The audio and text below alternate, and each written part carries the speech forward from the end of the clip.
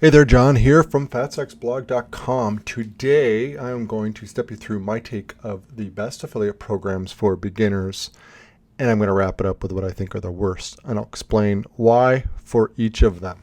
Before we jump in though, this presentation is brought to you by Ezoic.com. Ezoic is a high-tech platform. I've used them for years.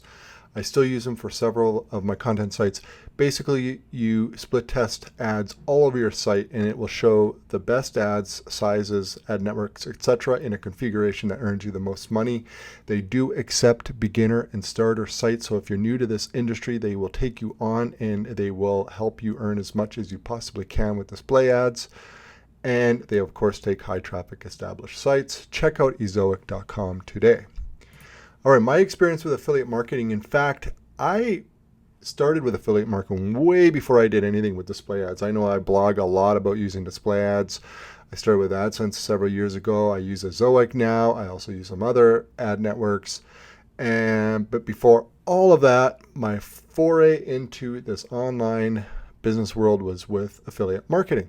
And so I started in 2009, and of course it took I think thinking back, a couple years before I started making any progress. So don't expect this to happen overnight if you're just getting started. Hopefully this video will help you speed up the process though. And currently, my total revenue, the affiliate marketing makes up a minority percentage of it. Far more is display ads, but I still do fairly well with affiliate marketing, doing about $10,000 to $18,000 a month. Sometimes it might be a little bit higher, generally not lower. As you can see, these are some recent earnings from Amazon, ShareASale, and a particular merchant that I work with specifically. So let's talk about first the different types of your affiliate program, so to speak. Affiliate program, sort of an umbrella term. You have your affiliate networks, which is basically a site that brings merchants and affiliates together. You apply to the network, and then usually you have to then apply again to each individual merchant. A good example is ShareASale. And then there are in-house affiliate programs. That's where a company will have its own affiliate program. It doesn't include any other merchants. You apply through the merchant site. A good example is Amazon, but there's literally thousands of these. A lot of companies just have their own in-house program. They don't use network for whatever reason, probably to save money, or they have specific requirements that they want to use and the networks don't provide that. Another option is you can have a custom referral arrangements. And I've done this a number of times over the years. I've done that in the local sphere specifically. I'll set up a local website. I don't do that really anymore just because the whole local landscape has changed so much with Google My Business pages, and that's fodder for many other videos that I'm not going to get into. But anyways, custom arrangements, I used to do some local content marketing, and I would set up a referral arrangements where I would get a certain amount of money for successful leads or sales and so forth. So this is something obviously a local merchant wouldn't have, like an affiliate portal like as we know it, like Amazon does, but we create up custom landers and so forth for tracking. It took a bit of legwork, but it was very lucrative for a number of years.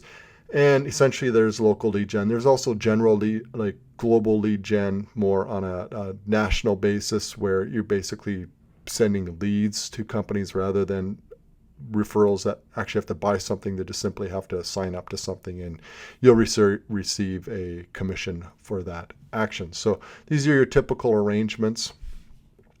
Now, in terms of coming up with my list of what I think are the best affiliate programs for beginners, and then follows with what I think are the worst, there's really three criteria I look at here. Okay, first off would be a chance of approval. When you're starting out and your site is not very well established and you don't have a lot of traffic, but you want to start monetizing, you really got to think about chance of approval, because you're going to get rejected, okay? And don't take it personally. I have been rejected a ton, a lot more in the first few years, but it still happens today, so don't take it personally.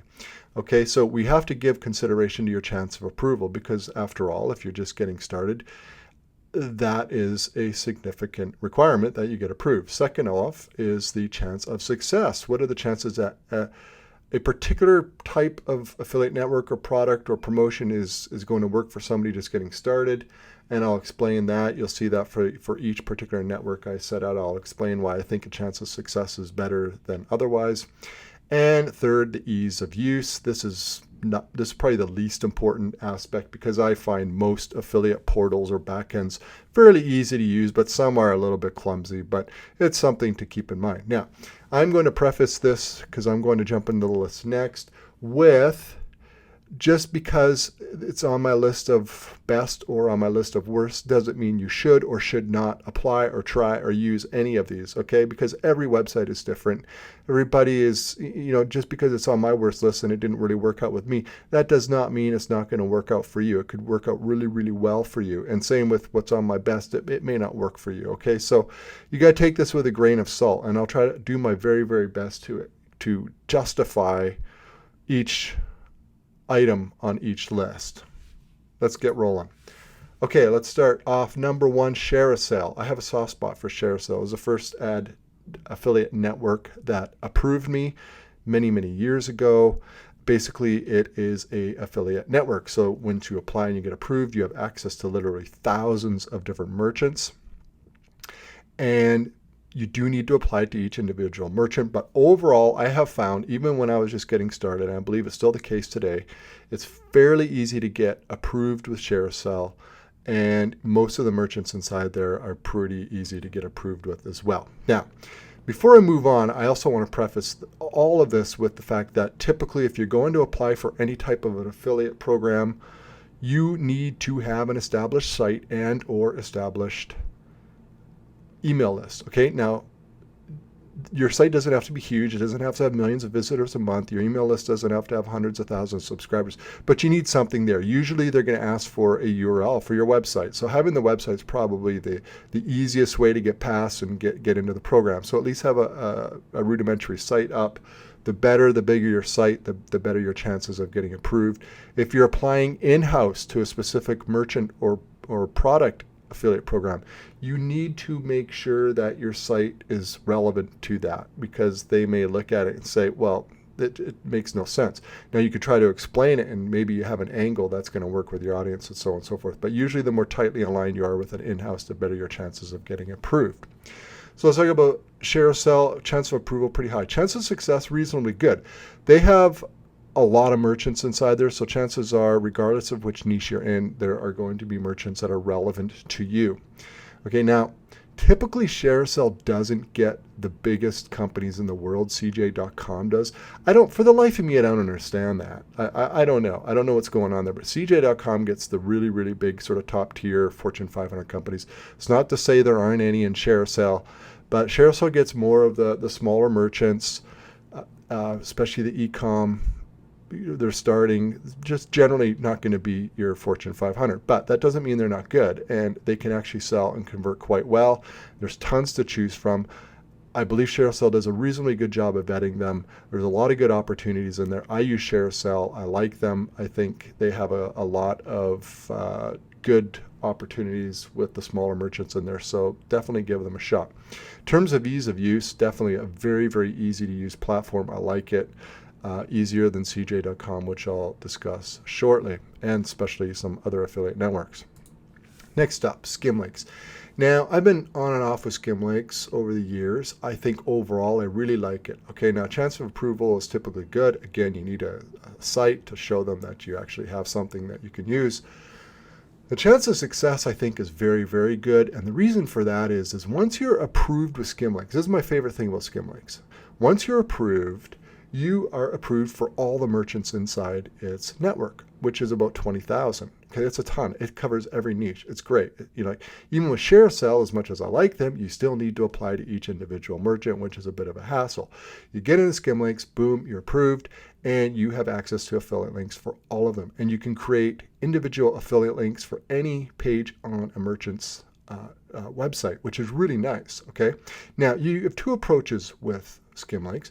You could take a little snippet of code and put on your website, and what that will do is it will convert every link to any merchant within the network into an affiliate link. It's sort of the carpet bombing approach with affiliate marketing, and a lot of sites do this. I don't. Instead, I use Skimlinks more surgically. I will just, if I want to promote a particular merchant that is in there, I will just create an individual affiliate link for that merchant to the particular product and put that on my site. I don't do the whole site-wide thing. I have done it. It's just I didn't generate a whole ton of revenue from it. Had I would have done it, of course, but I don't. So I just do it more surgically. You can do it either way that you want. But generally speaking, I like Skimlinks a lot. Now, here's the thing, though. First off, recently, they used to be Amazon used to be in there, which is great and made them very popular. But recently, Amazon parted ways. I don't think it's a big deal for Skimlinks, really. Anyway, I think most people who promote at Amazon didn't do so as much through Skimlinks because they just applied directly to Amazon and save the Skimlink fee, which is 25%.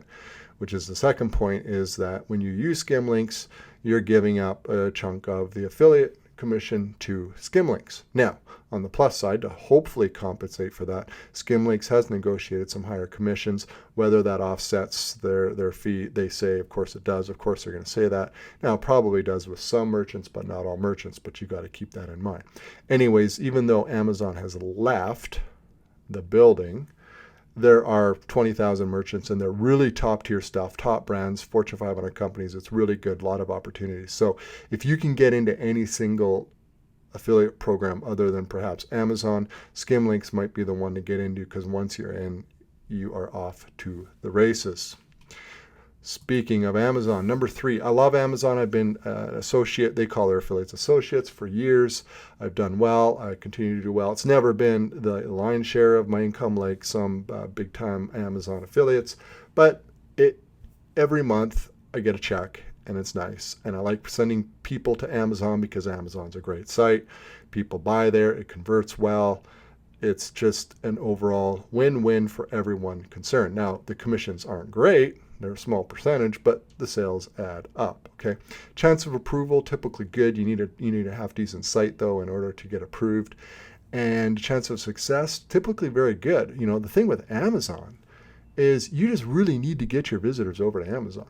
And so many people have Prime accounts, and so many people basically order stuff weekly or daily that, you know, you get them over there and there's a very good chance they might already be logged into their account and be like, oh yeah, I need this, I need that, and they order stuff, right? Now, of course, if you have a page that's targeting a really good buyer intent keyword like best basketball sneakers, and then you send them to Amazon and bang, they're actually actively looking for sneakers, chances are going to buy are much higher. But at the end of the day, if you can get with your website to be sending people over to Amazon regularly, you will start generating commissions. So I would say your chance of success with Amazon is really good. And I would venture to say, out of all the affiliate programs and networks, etc., that I'm discussing in this video, Amazon's probably your best bet, and that probably explains why it's so popular among bloggers and content publishers. Now, moving on, number 4, software. Any software. If you've read FatStack's blog for any sort of duration, you will have read repeatedly that I love to promote software of all types in all niches. I don't just promote software within the FatStack's blog arena, sort of. In fact, I don't really promote a whole ton of stuff as an affiliate. I mean, I do, but you know, it's not that focused. But in my other niches, I do promote different niche-specific software, and I love doing so, and I'll tell you why. First off, recurring commissions, okay? The cloud software, many of them will offer recurring commissions. You send somebody, they sign up, they pay for 4 years. You get a commission every month. Every time they renew, bang, you get another commission. That adds up. It's a nice stacking business, okay? And I actually do this currently with several businesses. So, you know, you just keep sending people over there, they keep signing up, and your revenue just grows month after month. So it's really, really nice.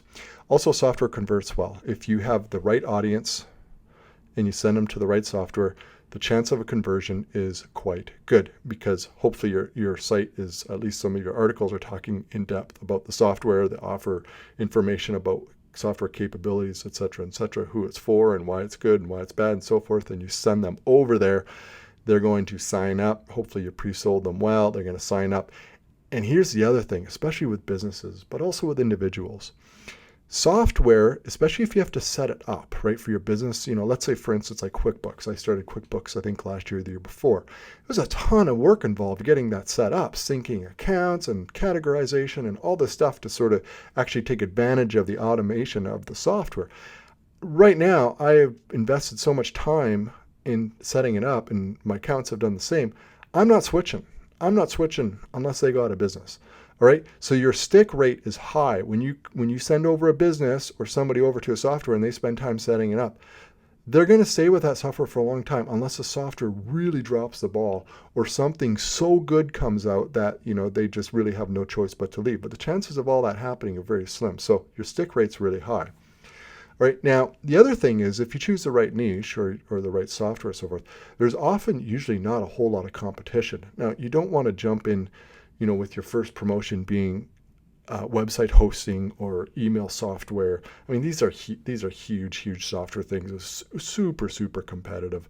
Don't promote that. You want to find something that's really specific, really niche down. Okay, like something like somewhere in the realm of accounting, a specific type of accounting firm software. Not a big audience, but you know what? If you write the right content and you send over a few accountants every month over there who are specifically looking for software, you make a few sales every month.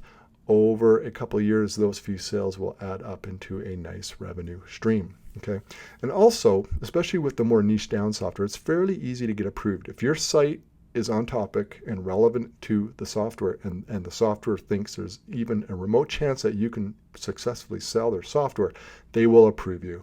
It's seldom that I've been rejected. Most are ecstatic and eager to work with you. So that's really nice, because there's a lot of programs, especially in demand, who take affiliate and affiliate applications for granted, which kind of boggles my mind, but they do anyway. So I find the software industry folk aren't like that at all. Number 5, custom affiliate arrangements. All right, now, no or little competition here. Enough said, like seriously. Okay, but what am I talking about? All right, once upon a time, I already mentioned this, I used to do lead gen referrals for local law firms. And I set up these local content sites and so forth. And, law firms, a new client to a law firm is worth a ton of money, so they were willing to pay really well for those. This is a whole custom arrangement. The law firm didn't have affiliate software or anything like that. We set up custom landers, and we even set up call centers and all that. I'm not saying you got to go to this degree. This is what I did years ago, and it worked really well.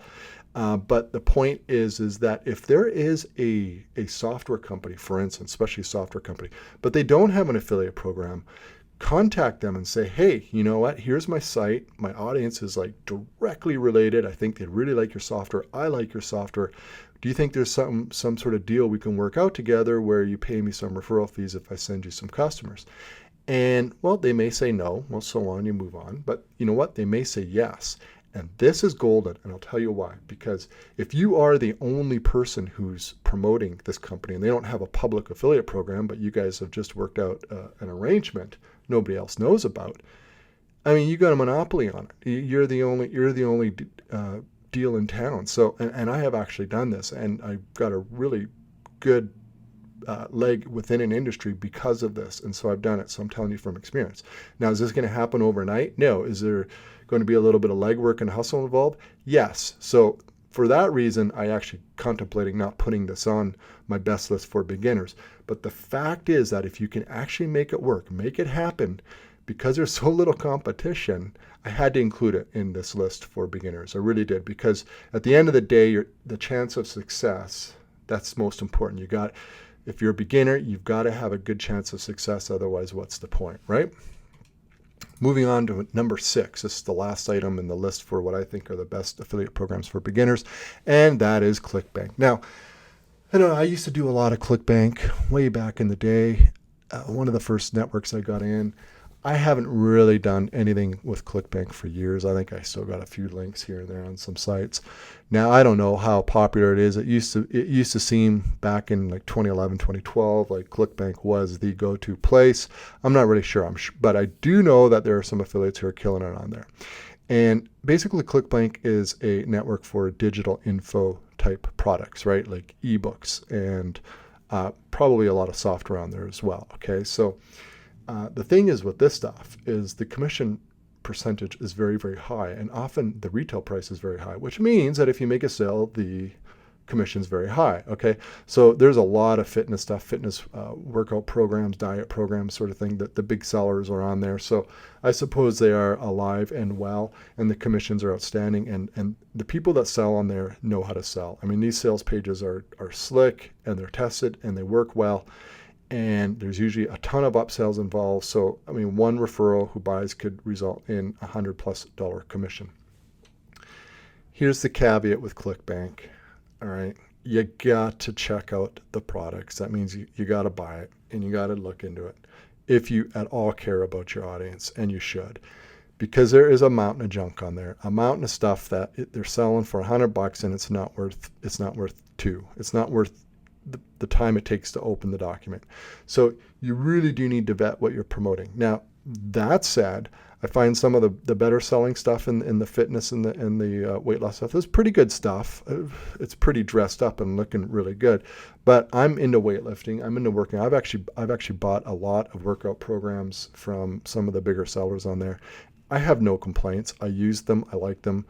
Are they a magic bullet? No. I mean, still had to use them. I just like the fact that I got some ideas from somebody else that I didn't come up with. That's really all I was paying for. So there's some good stuff there. There's lots of junk. Vet it. Be careful. Caveat emptor. Now, those are my 6. Let's talk about the few that I find are difficult affiliate programs for beginners. And I'm going to explain myself here. And I also want to say that just because they're on this list does not mean you shouldn't use them. Okay, generally speaking, they're on this list because they're actually very difficult to get into, and so that's why I put them here. The chances of getting rejected are pretty high if you're new and your site's not that established, or you don't have a big email list. Okay, so, but there are some other reasons, and I'll go through those. So the first off is CJ.com. Now that's an affiliate network, just like ShareASale. And I'm in CJ.com, and I've promoted lots of companies on there. CJ.com, as I've said, attracts Fortune 500 companies, big brands go in there. CJ.com is fairly picky. They're harder to get approved with. The individual merchants inside there are also harder to get approved with. Okay, so it takes time. You need to build up traffic and so on and so forth. Here's what you do though if you get rejected. Let's say you get into CJ.com, but you get rejected by a merchant. Okay, what you do is you contact the merchant directly through their website, and you say, hey, listen, I was rejected. Sometimes you get rejected for automatic flags. Like, for instance, I'm based in Canada, and now my site serves the US audience, but because my address in there is in Canada, I often will get an automatic rejection just because of that. And I actually found that out just like a year or two ago. And so now what I would do is I would just contact the merchant directly, explain the situation, and they approve me within a couple of days. Some never get back to me. I never get approved. It's just the way it is. So anyway, sometimes there's reasons that it's not just because you're a beginner that you get rejected. So follow up. Just send them an email. Say, here's the situation. Hey, my site gets 50,000 visitors a month. It's growing pretty fast, and it's in this niche, and you can check it out, and it's definitely related to what you're offering, and I think I do a good job for you. And there's a good chance that they're going to change, reverse the rejection and get you approved. The next one on the list is VigLink. Now, VigLink is just like Skimlink, except there's a problem. All right, VigLink, you get into VigLink, and then you have to apply for each merchant, which I don't understand. It boggles my mind. The reason I like Skimlinks so much is because once I was in, if I need a quick link for some merchant that I haven't applied to, or for whatever reason, I don't have to go through that hassle. I simply just grab the link and off I go. Very, very quick and easy. And I love quick and easy. I love quick and easy. I'm sure you get the gist. You read enough of my stuff. That's what I talk about. I like to move fast. VigLink doesn't do that, so I don't really understand what the appeal is there. I know a lot of people use it, and I'm sure there's lots of people who use it very, very well. And I'm not telling you not to use it. I'm just telling you why I just don't see what they offer that Skimlinks doesn't offer. Now, I know that they have some merchants in there that Skimlinks doesn't have, and if that could be the reason, I mean, if there's a particular merchant you just have to promote because it's perfect, then by all means, of course, do it, right? I mean, sometimes there's just that perfect merchant or product that is going to sell, and you need to do whatever it takes to get in with there. So in that case, VigLink, go for it. Okay. Next up, credit cards. Okay. Last year I thought I had a pretty good angle with some credit card promotions on one of my niche sites. So I applied. And let me tell you, it's easier to get a job with the federal government than it is to be approved as an affiliate with a credit card outfit as an affiliate. It is heavily regulated, and probably rightly so. And I'm sure the credit card affiliate programs loathe all the regulation and all the hoops that they force people to jump through because it's a hassle. It's a hassle for everyone involved. This is a very, very highly regulated area of affiliate marketing, so there's a lot to jump through. And not only that, once you get your content going and you start putting their links on there, they are going to vet your content, and they're going to ask for revision after revision after revision. And so this is a very complicated process, okay? So you've got to be ready. And basically, don't apply unless you really think you're going to make a lot of money from credit cards. I mean, looking back, I think I made not even $100. Okay, I did make some money. Certainly hasn't been worth the process.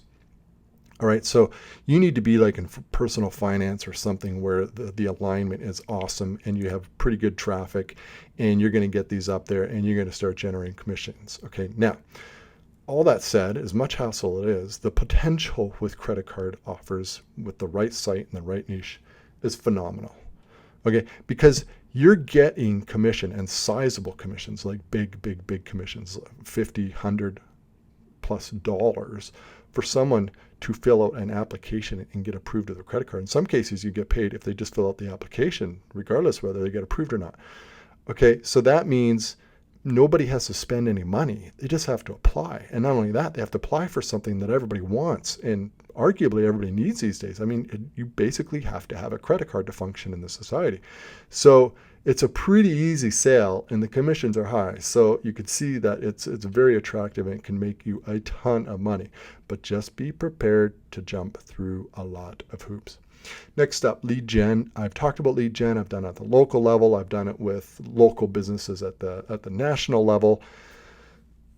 I like it. I think there's great opportunity. It's hard to make work. There's a lot of legwork. It's hard to get it going. So that's kind of why it kind of makes both lists. In a way, if you do it right, there's not a whole lot of competition. You come up with a good angle, you could do really well. On the flip side, it's not always so easy. You kind of have to be creative. And I think also, especially at the local level, if you're doing local lead gen, with Google My Business essentially dominating local search, it's a lot harder these days. Number 5 on the list is Impact Radius. This is an affiliate network. They actually have a lot of big merchants in there, top tier companies, and for the life of me, I don't know why. And the only reason they're here is I find the back end infinitely complicated to use. I think there's like, I have a Canada account and a US account. I'm not sure, and I've asked to help try to amalgamate it. I never got any progress there. And so when I log in, I don't even know which account I'm in. I can't find the merchant. I can't get a link. I have no idea what's going on. I find it very, very frustrating to use. And so here's the thing. I don't use them. I can always find another merchant to promote for the most part. So I simply don't use any merchant in there. And that's not good for them. And it's unfortunate for the merchant, but I just don't understand the back end. I can't figure it out. And I've emailed for help and tried to get my accounts all straightened away, and nothing's really happened. It's not that they don't get back to me. They're very friendly, and they're a lot of what a good network is in terms of their customer service. I got no complaints about that, but it's still kind of this mess that I just can't figure out. So that's why it's on there. And maybe if you apply and you actually live in the US and you end up with one account, it'd be no problem, and you might come to me and say, here, John, it's a fine network. I have no problems. I don't know what you're talking about. That could very well happen. Number 6, you're probably going to scratch your head over this, Walmart. The only reason I put Walmart there and is like a couple years ago, and I was doing pretty well with affiliate marketing, and I can't remember if they were on CJ.com or some network or it was in-house or whatever. But I mean, I applied and was rejected, and this was pretty rare. Now, I'm not really sure why I was rejected. And I even followed up. I followed up with the customary email, explained the situation, and never heard back, never got a response, which I find weird because usually, affiliate programs are there. They want affiliates, and they definitely want affiliates they think who are going to be able to sell. Now, you think about the volume I do for Amazon. Well, that could have been for Walmart because Walmart's essentially Amazon. And I think Walmart has quite a nice digital presence. I think their online, they've come up to speed. I think they were lagging behind Amazon for a long time. But I bought stuff from Walmart. It's a great user experience. They've done a great job with e-commerce. I think they're gonna make more progress. And so I wanted to get in there because I could see that it's getting more and more popular. But I was rejected. I don't know why. Maybe other people have been approved and it wasn't a problem, but for me it was rejected. I haven't tried again, really. Essentially, I just focus on promoting Amazon because Amazon's perfectly happy to sell to my referrals, so that's what I've done. But anyways, that was too bad. The last one I'm going to mention, and this sort of stems off the whole credit card things.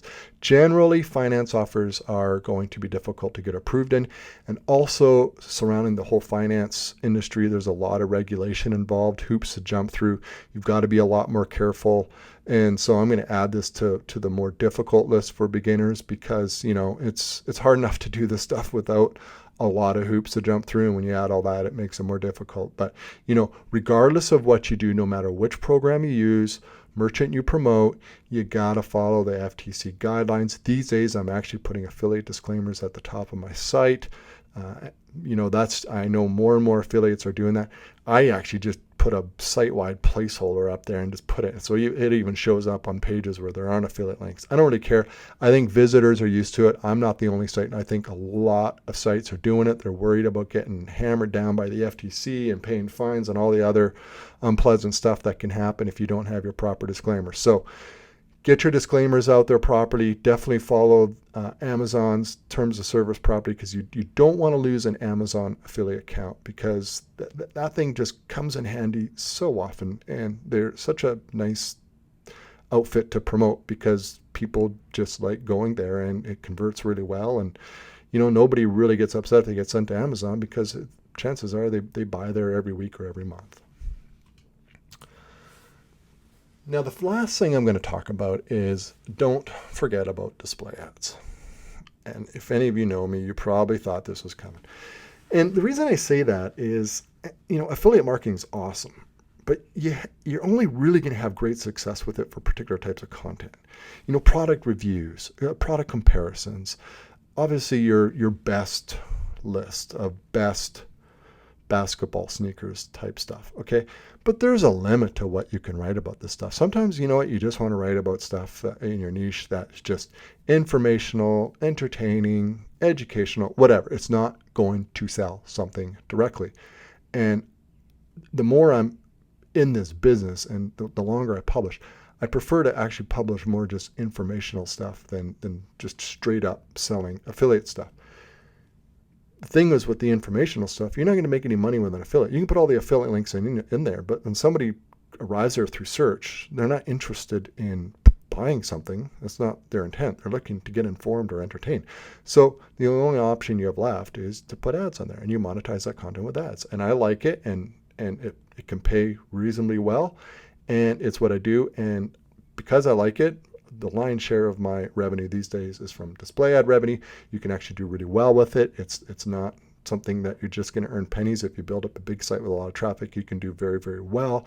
If you are fairly new in this business and your site's fairly young and you don't have tons of traffic, check out Ezoic because they have no restrictions as far as I'm concerned. You can join, get your site on, get the ads on, use their other tools, and you're going to get some pretty good revenue. You're going to get better revenue than you would from pretty much most other outfits, which is really nice that they take on newer sites, all right, because it gives you an opportunity to really max out your revenue early in the game. Thanks for listening.